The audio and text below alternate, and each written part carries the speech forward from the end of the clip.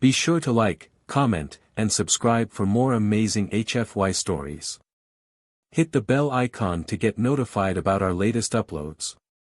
At the Mars colony, the arrival of the twin emissaries from Zytherian draws a subtle buzz among the gathered diplomats and delegates. The colony's halls, a blend of Martian rock and human engineering, echo with the footsteps of countless species, each participant a representative of their planet's hopes. The atmosphere is tense with political intrigue and the delicate balance of interstellar diplomacy. John, ever the vigilant protector, guides LYR and Tyro through the crowds. His eyes sweep over the gathering, identifying potential threats and exits, his senses honed by years of combat and close calls. The twins, serene and composed, seem to float rather than walk, their presence both calming and commanding.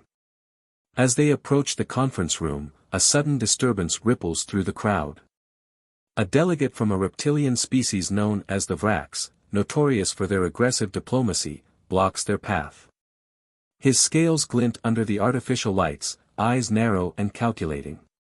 "You are the twin envoys from Zytherian," he hisses, his voice a sibilant whisper that carries a subtle threat.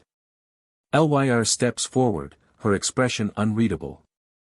"We are," she replies, her voice a melody that seems to soften the harsh clinks of the surrounding security drones. "We have heard much about your people's abilities. It is said you can end wars with a thought.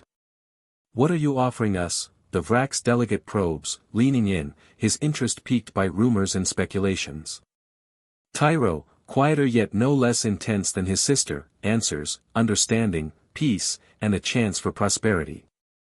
Our abilities are not weapons but bridges for understanding and resolution." John watches the exchange closely, ready to intervene at the slightest hint of physical threat.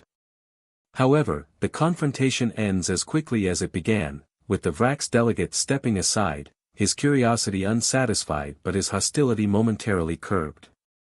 Inside the conference room, the twins engage in discussions with various alien representatives, each conversation veiled in diplomatic niceties but underscored by urgent needs and hidden agendas. John stands by, his attention divided between the twins' safety and the unfolding negotiations. Throughout these interactions, the twins reveal their unique diplomatic approach. LYR and Tyro do not merely talk, they empathize deeply, feeling the emotions and thoughts of others, which allows them to navigate and mediate complex issues with an almost supernatural grace. Their ability to connect with others on such a profound level astonishes John, giving him a new appreciation for his mission. As the day progresses, the initial meetings yield promising results, with several contentious issues finding unexpected resolutions. However, the success does not come without its challenges. During a recess, John overhears a plot against the twins. Some delegates view their abilities as too influential, potentially disruptive to the power balances long held by more dominant species. Determined to protect his charges, John tightens security measures, coordinating with the colony's security team to monitor suspicious activities. Despite the twins' reassurances that they can handle themselves, John takes no chances, his protective instincts overriding his respect for their abilities. That evening, as the sun sets over the Martian landscape, casting a crimson glow through the dome of the colony, John and the twins review the day's events and plan their strategy for the upcoming sessions. The twins remain optimistic, their faith in peace unwavering, but John senses the undercurrents of danger that swirl just beneath the surface of diplomatic smiles and handshakes. The night deepens, and John takes a moment to step outside onto a viewing platform, overlooking the vast Martian deserts. The stark beauty of the red planet contrasts sharply with the complexity of his mission. Above, the stars twinkle, indifferent spectators to the struggles below. As he stands there, lost in thought, he feels a presence beside him. LYR joins him, her gaze also turned skyward. "You worry for us," she says, not a question but a statement. John nods, his features set in a grim line. "It's my job to worry. And to protect." LYR smiles, a slight upturn of her lips that softens her otherworldly features. "And you do it well, John Mercer. But remember, we are not without our own defenses. Our mission is peace, and we are prepared for the sacrifices it entails. Her words strike a chord in John, reminding him of his own time in the military, when he too was driven by a cause worth fighting for, and worth protecting. He looks at Lyr, this delicate being who carries the weight of her world's hopes, and feels a renewed sense of purpose. Tomorrow brings another day of challenges, he says, turning to face her fully. I'll be ready. Lyr nods, her confidence unshaken. As will we, she replies. Together, they return inside, ready to face whatever the next day holds. As they disappear into the corridors of the colony, the stars continue to shine above, the eternal witnesses to the unfolding drama of humanity and its interstellar endeavors. In this vast universe, John Mercer finds his place, not just as a guardian but as a participant in a larger story of hope and peace. As the diplomatic shuttle carrying John, Lyr, and Tyro hurtles towards its next destination, a meeting with the aquatic delegates of planet Hydronox, tensions rise. The sleek vessel slices through the cosmos, leaving a trail of shimmering stardust in its wake. Inside, the atmosphere is a blend of anticipation and vigilance, each participant aware of the stakes at play. John's eyes never cease scanning the cabin, a part of him always alert, despite the calm demeanor he projects. Lyr and Tyro sit with serene expressions, their minds perhaps wandering to the delicate discussions ahead. They had briefly mentioned the Hydronoxians' crucial role in stabilizing the water trade routes, which had become a contentious issue in the quadrant. The peace of their journey is abruptly shattered and an alarm blares through the shuttle. John leaps to the cockpit, his instincts kicking in as he assesses the situation. The pilot, a rugged, experienced spacer by the name of Captain Hollis, points to the radar screen, 3 unidentified ships closing in fast. Pirates, or worse, Hollis grunts, his hands flying over the controls as he prepares to evade. Can we outrun them? John asks, his hand instinctively moving to his sidearm. Maybe, but these models are fast, Hollis replies, his voice tense. Back in the cabin, Lyr and Tyro remain unervingly calm. We can help, Lyr says softly, her eyes meeting John's through the cockpit's open door. John hesitates, knowing the potential risks but also recognizing the extraordinary capabilities of the twins. Do it, he nods reluctantly. The twins close their eyes, synchronizing their thoughts. The space around the shuttle seems to pulse with an unseen energy. Within moments, the pursuing ships slow, their movements becoming sluggish as if wading through molasses. Hollis takes advantage of the situation, maneuvering the shuttle with newfound agility, dodging debris and meteor fragments in the asteroid field they are now navigating. What in the stars, he mutters under his breath, clearly astounded by the twins' abilities. They're telekinetic, John explains, not taking his eyes off the radar.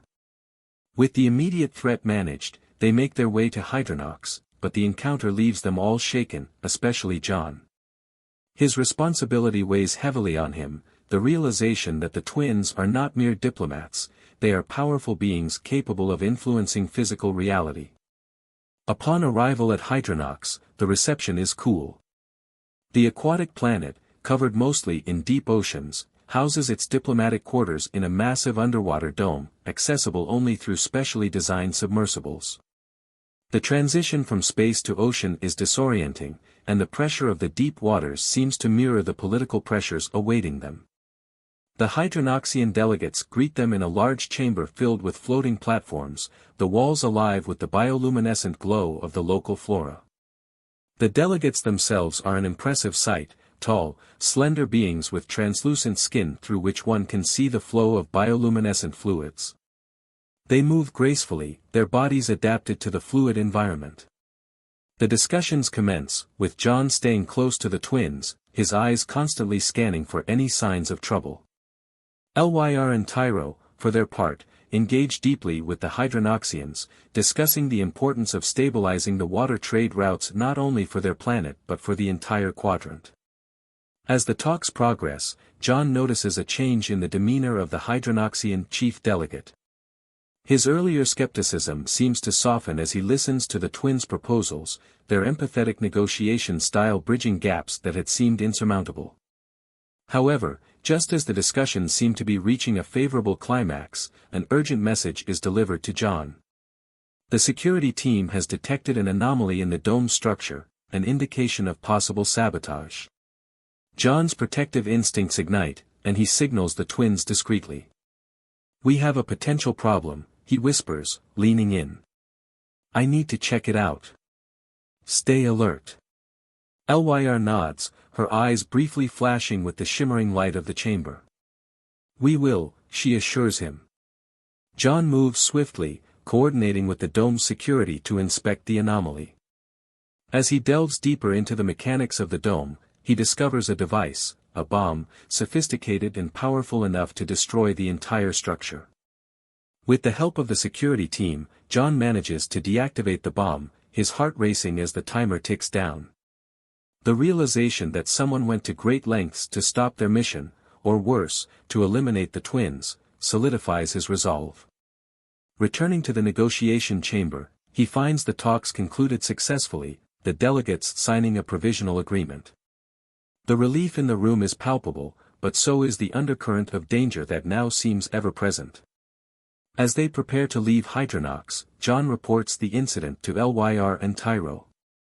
The gravity of their mission is clearer than ever, not just in diplomatic terms but in the physical dangers they face.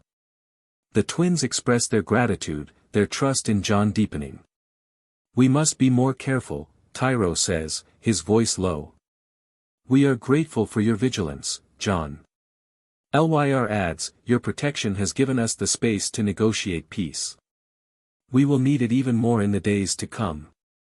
As the shuttle ascends from the ocean depths back to the stars, John reflects on the day's events. He had started this job thinking he was merely a bodyguard, a protector of physical beings. Now, he realizes he is a guardian of a potentially monumental shift in galactic peace.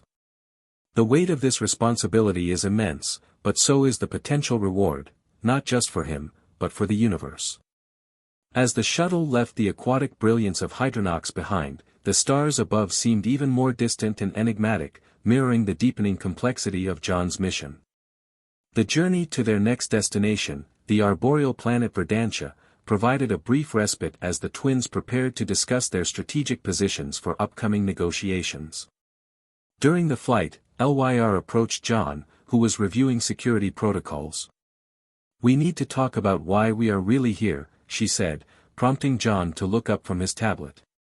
He followed her to a secluded part of the shuttle where Tyro was waiting, their expressions solemn. "You've seen enough to know that we are not ordinary diplomats," Tyro began, his voice steady. "Our mission goes beyond mere negotiations. We carry with us information that could end the galactic conflict, but also place us in immense danger." John listened intently as Lyr took over the explanation. "Our abilities, as you've observed, allow us to feel and sometimes even see the outcomes of future events. This makes us valuable to some but targets to others." It dawned on John that his role was more critical than he had ever imagined. Not only were the twins diplomatic keystones, but they were also prophetic assets in the galactic theater. "The information we carry details the true instigators of the current conflicts, powerful factions that profit from the war," Lyr continued. "Revealing this could stop the fighting but would expose us to severe reprisals."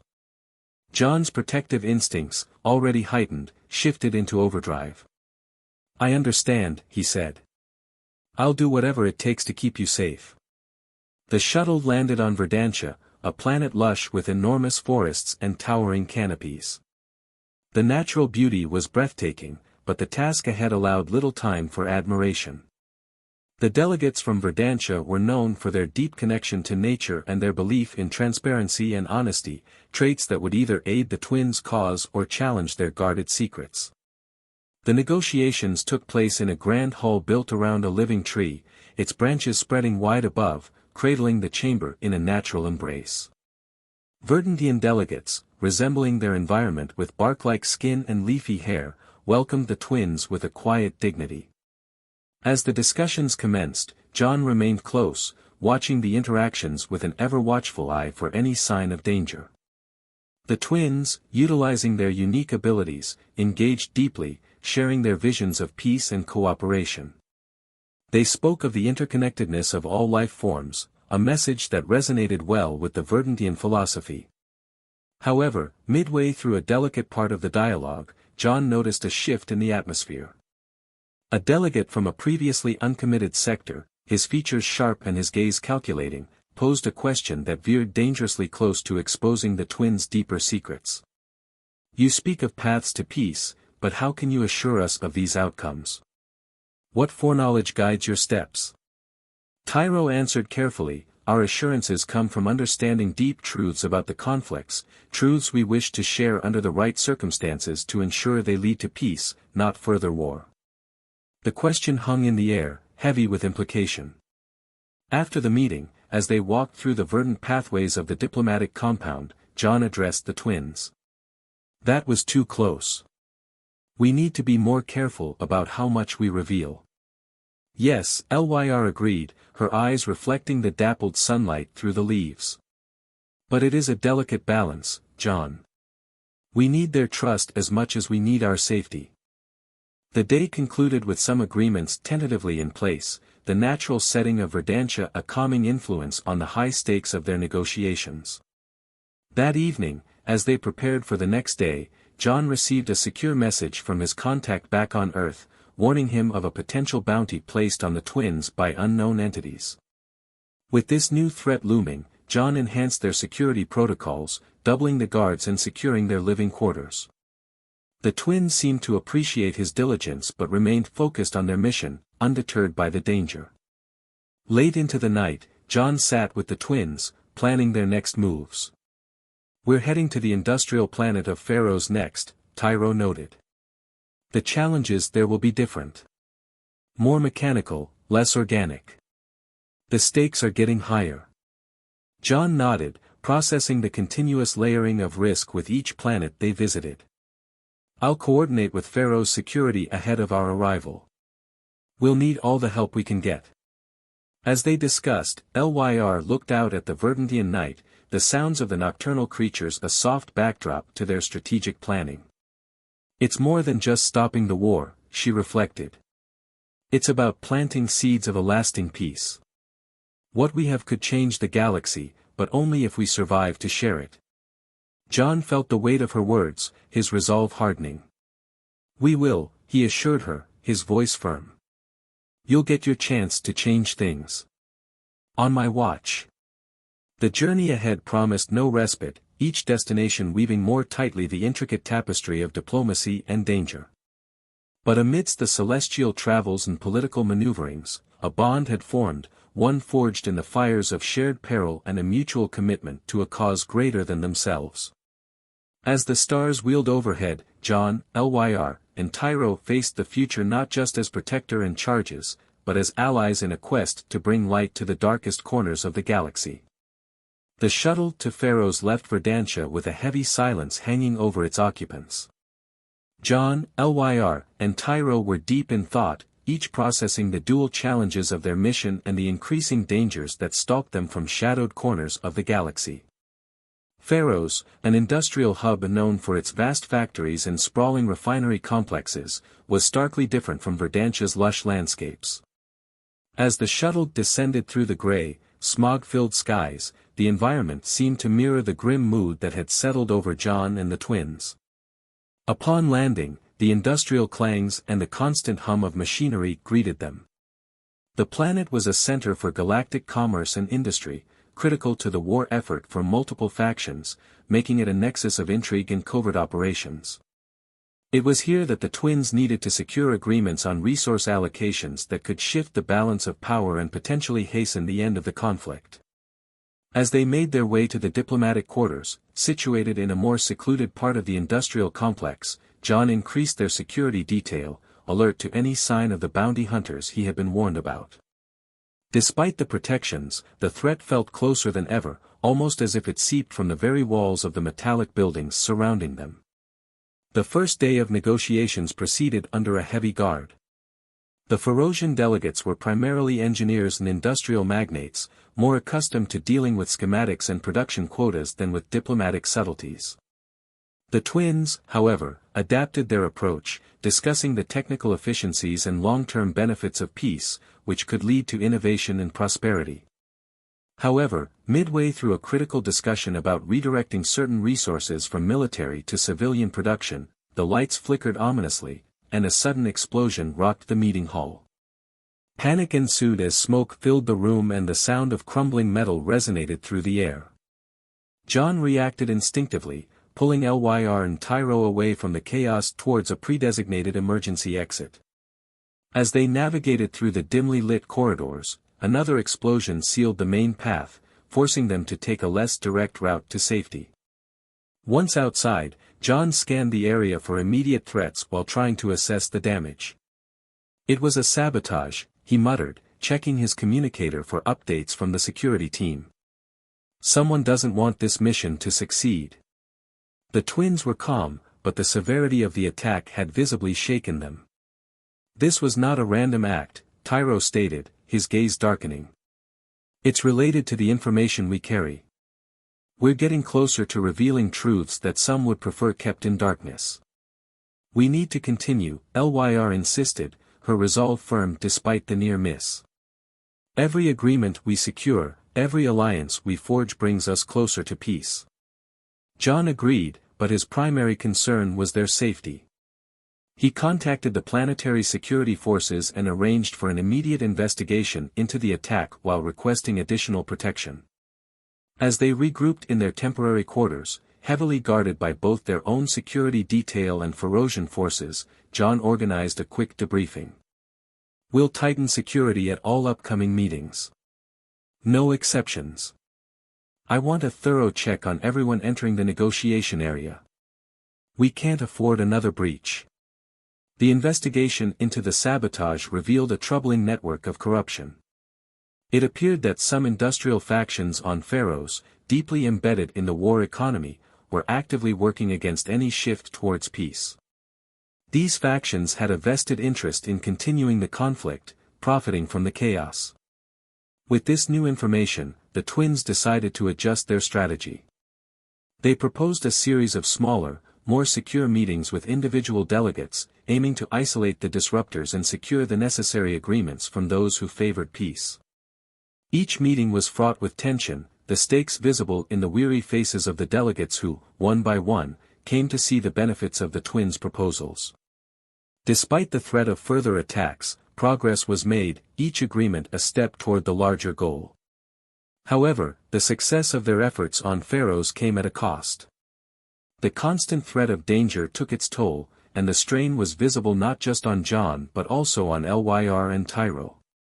They were targets, and their mission made them vulnerable to those who lurked in the shadows, waiting for another opportunity to strike.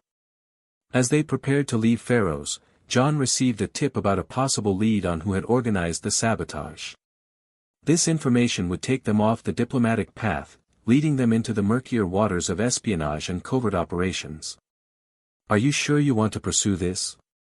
John asked the twins, concern etched in his features. It's going to be dangerous. Lyr nodded, her eyes steady. We need to confront this threat, not just for our safety but for the mission. If we don't, the attacks will continue, and more lives will be at risk. Tyro added, we've always known this journey would be perilous. We're prepared to face what comes next. John set up the coordinates for their next destination, a remote station where the orchestrator of the sabotage was rumored to be hiding. As the shuttle lifted off from Pharos, the industrial landscape receding below them, a mix of determination and apprehension filled the air. The mission was evolving, from diplomatic negotiation to a direct confrontation with the forces that would see the galaxy burn to maintain their power. John, Lyr, and Tyro were no longer just diplomats and their protector, they were active participants in a struggle for the soul of the galaxy. As the stars beckoned them forward, the weight of their task was heavier than ever, but so was their resolve to see it through to the end. The shuttle's engines hummed quietly as it cut through the darkness of space, headed towards a remote outpost known as a haven for those who thrived in the galaxy's underbelly. John had arranged for this detour to track down the orchestrator of the sabotage on Pharos. Despite the danger, the resolve among the trio was palpable. Each understood the necessity of confronting this shadowy enemy head-on. As they approached the outpost, a decrepit station orbiting a barren planet, the scale of their challenge became evident. The station was a labyrinth of corridors and compartments, each corner a potential ambush point. It was a place that thrived on anonymity and lawlessness, far from the jurisdiction of any central authority. John coordinated their arrival with meticulous care. "We'll be going in under the guise of traders," he explained to Lyr and Tyro. "I've secured fake credentials and arranged a meeting with a contact who claims to have information on our target." Lyr and Tyro, although not accustomed to subterfuge, adapted quickly to their roles, their expressions set in determined neutrality. They had learned to trust John's experience in such matters, knowing that subtlety and deception were sometimes necessary tools. Upon docking, the station's interior struck them with its stark contrast to the diplomatic environments they were used to. It was dimly lit, the air stale and thick with the scent of oil and metal. The inhabitants they passed were a motley crew of species, each with their own harsh histories written in the lines of their faces. John led the way, his senses heightened to every shadow and movement. At their side, the twins remained alert, their abilities subtly probing the minds around them, filtering through the noise of surface thoughts to detect any immediate threat. Their contact was a grizzled old trader named Raxel, whose reputation for information brokerage had made him a well-known figure in the underworld. They met him in a secluded section of the station's tavern, where the noise of the crowd provided a cover for their conversation. Raxel, a creature with leathery skin and piercing eyes, greeted them with a nod. "I know why you're here," he rasped, his voice low. "The one you're looking for, he's dangerous, deeply connected. But everything has a price." John slid a pouch of credits across the table. "We just need a location." Raxel eyed the credits and then the twins.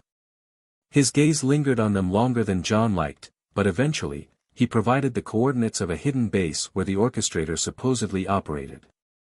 With the information secured, they made a swift departure from the station, not wanting to linger any longer than necessary.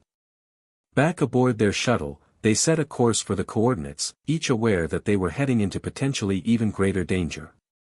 The base was located on a small moon orbiting a gas giant in a sparsely populated sector.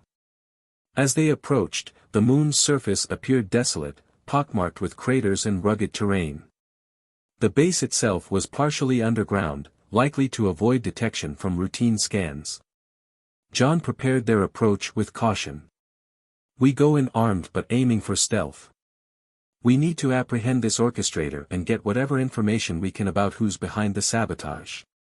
Lyr and Tyro nodded, their usual diplomatic demeanor replaced by a readiness for conflict. They had trained for physical confrontation, though they hoped it wouldn't come to that. Their goal was to capture, not to harm, unless absolutely necessary. The descent to the moon was tense, the shuttle's lights off to avoid drawing attention. They landed a safe distance from the base, the terrain rough underfoot as they made their way to the entrance. The base was quiet, almost eerily so, and John's every instinct screamed caution. Using a compact device, he scanned for electronic surveillance and found the base surprisingly light on security. "Looks like they weren't expecting company," he murmured. They breached the entrance without encountering resistance, moving through the narrow, metal corridors with swift precision. John led, followed by Lyr and then Tyro, their steps silent against the cold floor. As they neared what appeared to be the central control room, John held up a hand, signaling a stop. He listened, then whispered, "Someone's ahead. Stay sharp." They edged forward and found their target, the orchestrator, a well-known mercenary leader named Krell. He was alone, seemingly deep in thought over a holographic display of galactic trade routes. John stepped into the room first, announcing their presence. Krell, you're under arrest for sabotage against diplomatic missions sanctioned by the Galactic Peace Assembly. Krell turned, surprise registering on his face before it hardened into defiance. You have no authority here, he growled, reaching for a weapon. But before he could arm himself, Tyro stepped forward, his hands raised. A wave of force emanated from him, pinning Krell against the wall. We wish no harm, Tyro said, his voice firm. But we will protect ourselves. With Krell secured, they quickly searched the base, finding a trove of communications and documents that tied Krell to several high-profile sabotages, including the one on Pharaohs. It appeared he was part of a larger network, but the details were still murky. The return trip was quiet, each member of the trio lost in their thoughts about the depth and breadth of the conspiracy they were uncovering. The stakes were higher than they had ever imagined, and now, more than ever, they needed to stay one step ahead of those who would stop at nothing to see the galaxy burn. Back on their shuttle, as they left the moon behind, John looked at the twins, admiration mingled with concern in his eyes. We're in this deep now, he said. But we're in it together. Lyr and Tyro exchanged a glance, their resolve as unbreakable as ever. Together, they agreed, their voices unified and strong. The path ahead was uncertain and fraught with danger, but their commitment to their mission remained steadfast. As the stars stretched out before them, they were ready for whatever challenges they would face next, bound by a shared destiny to forge peace in a galaxy torn by conflict.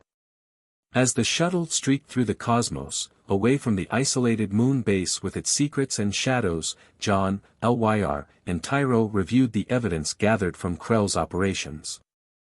The documents were a tangled web of transactions, communications, and covert operations that spanned several sectors and implicated numerous influential figures in the ongoing galactic conflict.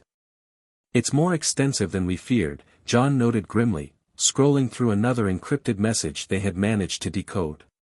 This network is not just fueling the war, it's profiting from it massively. Lyr, her face illuminated by the soft glow of the screen, added, and they are deeply entrenched. Dislodging them will take more than just exposing this information. We need a strategic approach, and perhaps, more support. Tyro, ever the thinker, proposed a daring plan. There is a group, the Technosages of Gentar, known for their neutrality and extensive knowledge in data warfare and encryption. They could help us decipher more of these documents and perhaps provide the technological edge we need to expose this network completely. John was initially hesitant. The Technosages were a reclusive group, skeptical of outsiders and protective of their neutrality. Approaching them could be risky. If they refuse, it might alert our adversaries. However, the potential benefits outweighed the risks. With a nod, he agreed, all right, we'll set a course for Gentar. But we proceed with caution. The journey to Gentar was tense, each of them aware of the growing stakes. Upon arriving, the planet appeared as a giant orb of swirling blues and grays, its surface dotted with sprawling complexes of data farms and research facilities, shielded from external threats by sophisticated security systems. They docked at the main station, a towering structure of gleaming metal and pulsing data streams, where they were met by a delegation of Technosages. The sages were humanoid, their skin embedded with shimmering circuits and their eyes glowing with faint, electronic light. Introductions were formal and guarded. The leader of the delegation, Sage Calix, listened intently as Tyro explained their mission and the evidence they had gathered. Your cause is just, Calix acknowledged, but our assistance comes with a condition. You must help us secure our archives against a potential threat that has been looming over us for months. In exchange, we will assist you. The deal was struck, and John, Lyr, and Tyro found themselves aligned with one of the most technologically advanced factions in the galaxy. They were granted access to the Sages' resources, including their supercomputers and data analysts. Work began immediately. Lyr and Tyro delved into the encrypted files with the help of the Sages, uncovering deeper layers of the conspiracy. John, meanwhile, assisted in fortifying the Sages' defenses, a task that reminded him of his military days. Days turned into weeks, and the partnership proved fruitful. The technosages managed to break through encryptions that had previously seemed impenetrable, revealing not just the financial flows fueling the war, but also communications that outlined planned attacks and sabotages meant to prolong the conflict. As they uncovered more, the reality of the situation settled heavily upon them. The conspiracy was not just a network of profiteers, it was a well-organized syndicate with reach into the highest levels of multiple governments and corporations. One evening, as they gathered in the main data hall, reviewing the latest findings, Sage Calix turned to them with a serious expression. "You have provided us with more than just assistance in securing our systems," he said.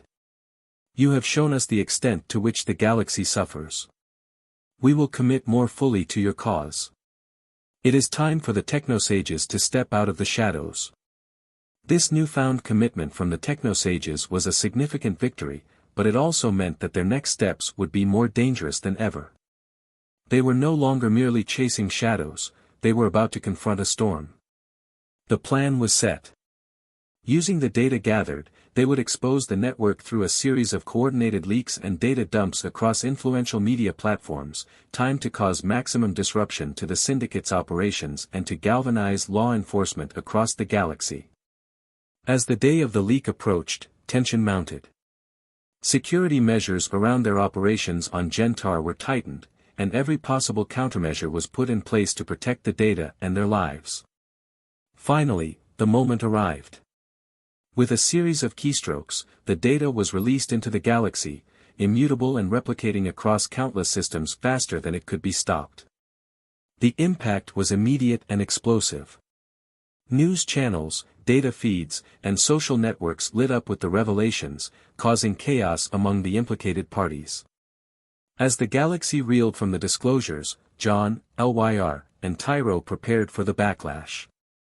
They knew that the network would strike back with everything it had. But they also knew that they were no longer alone in their fight. The technosages, along with other allies they had garnered along the way, stood ready to support them. "We've started something that can't be undone," LYR said, looking out over the data streams flowing through the sages' halls. "Yes," John agreed, his voice resolute. "And we'll see it through to the end, no matter what comes." With the galaxy watching, they braced for the counterattack, ready to defend their ground and push forward, their bonds forged in the fire of their shared struggle, each of them committed to shaping the future, a future where peace was possible. The galaxy was a storm of chaos following the explosive release of the conspiracy's secrets.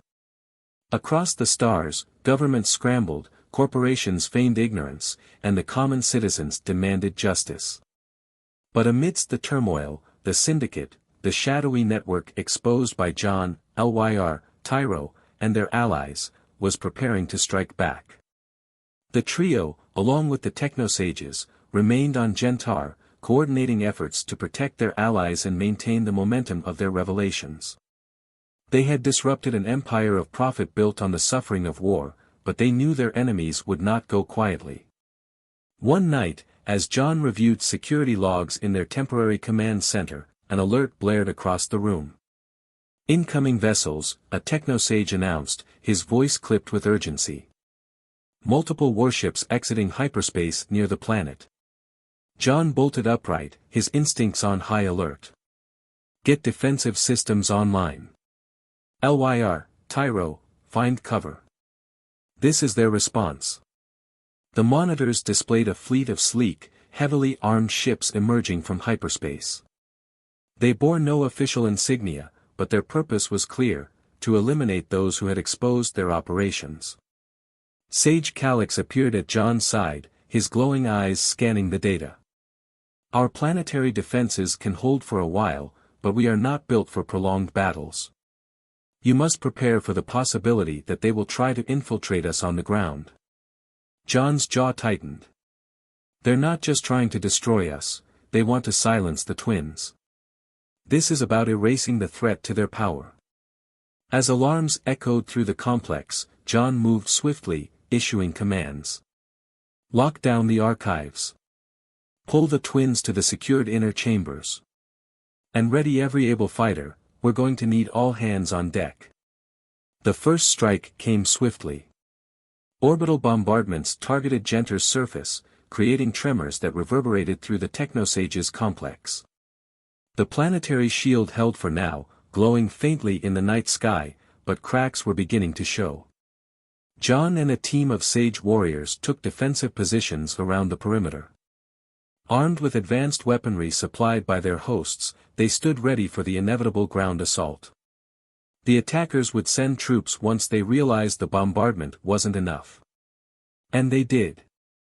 Sleek dropships broke through the planetary defenses, deploying squads of heavily armed mercenaries. They moved with precision, their intent clear, to breach the complex and reach the twins. Inside the complex, LYR and Tyro worked with the Technosages to continue broadcasting updates to the galaxy. Every second counted. They sent out messages detailing the Syndicate's attempts to retaliate, exposing the true nature of their attackers. The galaxy was watching, and that was their greatest weapon. "We have to make sure this information keeps flowing," LYR said, her voice calm but firm. "Even if we fall, the galaxy needs to know what these people are capable of." "We won't fall," Tyro replied, glancing at her. "Not while John is out there." Outside, the battle raged. John led a team against the first wave of attackers, his sharp military instincts turning the defensive efforts into a coordinated counterstrike. The mercenaries were well trained, but they hadn't anticipated the ferocity of Genter's defenders. The Technosages, usually focused on data and innovation, revealed their own prowess in combat. Using advanced drones, automated turrets, and energy weapons, they held the invaders at bay. Still, the attackers pushed relentlessly, their numbers overwhelming. As the fighting intensified, John's communicator crackled to life. "They're breaching the East Wing," came a frantic voice from one of the sages. "Hold them off as long as you can," John replied, his voice steady despite the chaos around him. He turned to his team. "We need to split up. They're trying to divide us, don't let them." John led a smaller group to the East Wing, sprinting through corridors lit only by the flicker of emergency lights. The sounds of gunfire and explosions grew louder as they neared. When they arrived, they found a pitched battle underway, with the mercenaries pressing hard against the defenders. "Cover fire!" John shouted, diving into the fray. His precise shots dropped two mercenaries before they could react, and his team followed his lead, pushing the attackers back. But John could see they were losing ground. For every enemy they took down, more seemed to pour in. "Fall back to the inner defenses," he ordered. "We need to regroup." Meanwhile, in the secured inner chambers, LYR and Tyro felt the strain of the battle. The sheer emotional weight of the conflict was almost overwhelming, amplified by their empathic abilities. But they remained resolute, focusing on their task. Suddenly, an explosion rocked the complex, and the power flickered. Tyro turned to LYR, his expression grim. "They're coming for us." Before LYR could respond, a squad of mercenaries burst into the chamber, their weapons trained on the twins. But they had underestimated their targets. Tyro extended his hands, and a wave of telekinetic energy slammed into the mercenaries, sending them flying. LYR joined him, their combined powers creating a shimmering barrier that protected them from the incoming fire. "We can't hold this forever," she said, her voice strained. At that moment, John arrived, his rifle blazing. He and his team cut down the remaining attackers, securing the chamber. "Are you two all right?" he asked, breathing heavily. "We're fine," LYR replied, though her exhaustion was evident. "But they'll keep coming." John nodded. "We need to get you out of here. The longer we stay, the more dangerous this becomes." The final phase of the battle unfolded as the defenders made their last stand. John coordinated an evacuation plan, guiding LYR and Tyro to a hidden hangar where a stealth ship awaited. The Technosages provided cover, their advanced technology giving them a fighting chance against the relentless assault. As they reached the hangar, Sage Calix joined them. "This isn't just about survival anymore," he said. "You've given the galaxy hope, but you must live to see it through." John turned to the sages. "We'll draw the enemy's attention during the escape. Buy us as much time as you can." Calix nodded, his glowing eyes filled with resolve. "Go. We'll hold them." The escape was harrowing. The mercenaries, realizing their targets were fleeing, threw everything they had at the departing ship. But John, piloting the craft with the skill of a seasoned veteran, evaded their attacks, pushing the stealth systems to their limits. As they broke free of Genter's atmosphere, Lyr and Tyro looked back at the embattled planet, their hearts heavy. "We owe them everything," Lyr said softly. "We'll make this sacrifice mean something," Tyro replied. John, his hands steady on the controls, added, "We're not done yet. This fight is far from over." The stealth ship disappeared into hyperspace, carrying with it the hope of a galaxy and the resolve of 3 unlikely heroes. Behind them, Gentar burned, but its defenders had struck a blow against the syndicate that would not be forgotten. Ahead lay the final confrontation, where the twins' vision of peace would either triumph or be extinguished forever. The galaxy had seen their courage, and now it was time to finish what they had started. Together, they would face the darkness, and bring the light. The stealth ship glided through hyperspace, its engines purring softly, masking the tension that filled its cabin. John, seated at the controls, glanced at Lyr and Tyro. The twins sat quietly, their eyes closed, communing silently in the way only they could. The weight of their mission bore heavily on all of them, but this was the final stretch. There was no turning back. Their destination was a neutral space station orbiting the war-torn planet of Irinder Prime. It was here that the final confrontation would unfold, a meeting of the Galactic Peace Assembly, where the evidence they had gathered would be presented. The station, designated Nova Citadel, was the only place in the galaxy where representatives of all factions could gather without outright hostility. But it was also a powder keg, one wrong move away from violence. "We'll only get one chance at this," John said, breaking the silence. His voice was calm, but his eyes betrayed his concern. "The syndicate won't let us walk in there unchallenged. They'll be waiting." Lyr opened her eyes, her expression serene despite the looming danger. "We've always known this, John. But we also know that exposing the truth is the only way forward. The galaxy needs to see what has been hidden." Tyro nodded. "And we're ready. This is what we were born to do." John admired their courage but felt the pressure of his role as their protector. He had fought battles before, but none like this, where the fate of countless lives hung in the balance. As the ship emerged from hyperspace, the imposing figure of Nova Citadel loomed before them. Its metallic surface gleamed against the void, a stark symbol of fragile hope. The station was already teeming with activity when they arrived. Delegates from dozens of species moved through the grand halls, their conversations a low hum of tension and anticipation. Security was tight, with checkpoints manned by an impartial robotic force designed to prevent interference. John noted the presence of armed mercenaries lurking in the shadows, no doubt agents of the syndicate. Their presence confirmed his fears: the enemy was here, ready to strike. The trio was escorted to the assembly chamber, a vast amphitheater with delegates seated in tiered rows. At the center was a circular podium where the twins would present their case. Above them, a massive holographic display projected the proceedings to every corner of the station, and to countless systems watching the broadcast. As the session began, the twins took their place on the podium. Lyr spoke first, her voice calm yet commanding, echoing through the chamber.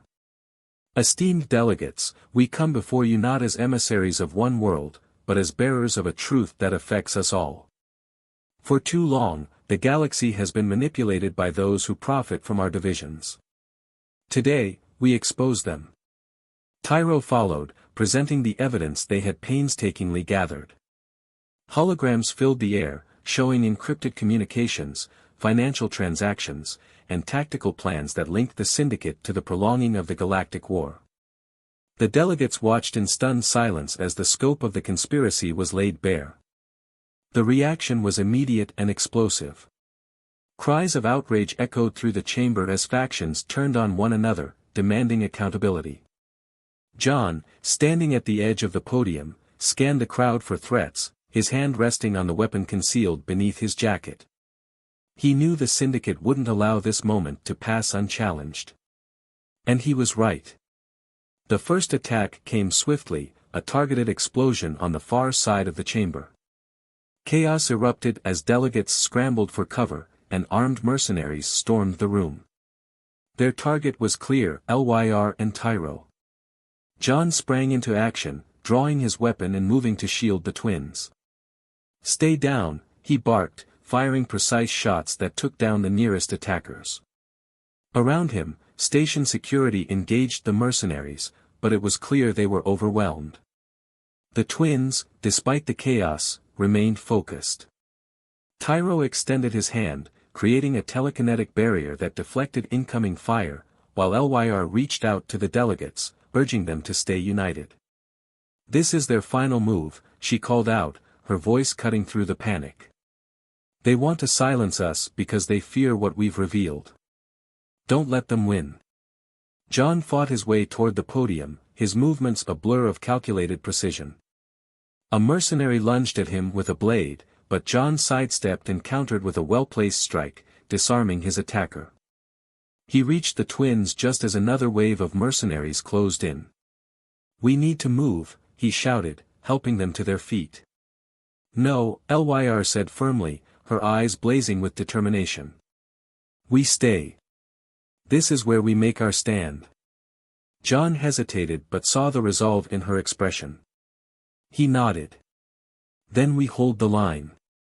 The battle in the chamber raged on, but the tide began to turn as allies rallied to their cause. Some delegates, inspired by the twins' bravery, joined the fight, using whatever means they had to defend the podium. Station security, bolstered by reinforcements, pushed back the attackers with renewed vigor. Meanwhile, the technosages, monitoring the broadcast from a hidden location, hacked into the station's systems. They rerouted power to disable the syndicate's communications and shut down their reinforcements' docking access. "We'll give you the edge you need," Sage Calix had promised, and he delivered. As the mercenaries faltered, John and the twins seized the moment. Tyro used his abilities to disarm the remaining attackers, while LYR addressed the assembly one final time. "This is the truth they sought to bury," she declared, her voice ringing out over the chamber. "But the galaxy has seen it. And now, it is up to all of us to act." The aftermath was a whirlwind. The syndicate's influence had been exposed, and their operatives on the station were arrested. Across the galaxy, protests erupted as citizens demanded justice and an end to the war. The momentum was undeniable, the tide had turned. Back aboard their shuttle, John, LYR, and Tyro reflected on what they had accomplished. The twins were exhausted but triumphant, their bond stronger than ever. "We did it," LYR said softly, leaning against her brother. "We all did," Tyro replied, looking at John. "This wouldn't have been possible without you." John, for the first time in years, allowed himself a small smile. "You two did the hard part. I just kept you alive long enough to do it." Their journey wasn't over. There would be trials ahead as the galaxy worked to rebuild and bring the syndicate's remaining members to justice. But for now, they had won a crucial victory. Weeks later, as peace negotiations resumed with renewed vigor, the twins received an offer to lead a new coalition dedicated to maintaining galactic unity. They accepted, but not without offering John a place at their side. "You've been more than our protector," LYR said. "You're our friend. We need you with us." John considered the offer, looking out at the stars. For the first time in a long while, he felt like he had found his place, not as a soldier, but as a guardian of something greater. "I'm in," he said, shaking their hands. Together, They set out to forge a future where peace would no longer be a fragile hope but a lasting reality. In the vast expanse of the galaxy, their story was just beginning. Thanks for watching, everyone. If you enjoyed this video, don't forget to like, comment, and subscribe for more exciting HFY stories. Your support means the world to us. And make sure to tap the bell icon so you never miss an update. Stay tuned for our next adventure, and until then, keep exploring the stars. See you in the next video.